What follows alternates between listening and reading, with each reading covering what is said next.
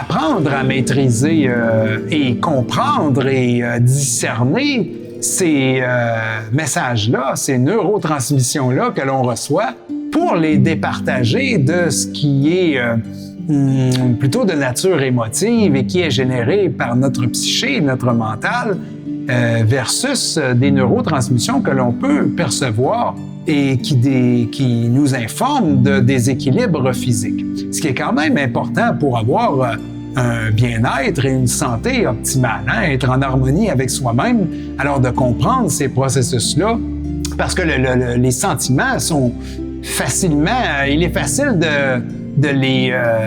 d'être confus avec la nature émotive, notre nature émotive. Hein? Et parfois, et même souvent, dans la plupart des cas, les émotions vont découler de sentiments, de réels sentiments qui vont prendre une nature émotive plus intense, mais plus subjective, et qui peuvent venir parasiter notre vie et notre bien-être parce qu'elles sont, par exemple, exagérées, que notre émotion exagère une information de nature plus psychique ou de neurotransmission qui provient d'un sentiment et qui est exagérée d'une façon à venir même perturber en retour notre corps physique. Alors ça crée comme une boucle et là, on peut subir peut-être des préjudices de ça, hein, et même des préjudices physiques qui vont se transformer plus tard en maladies réelles. Hein?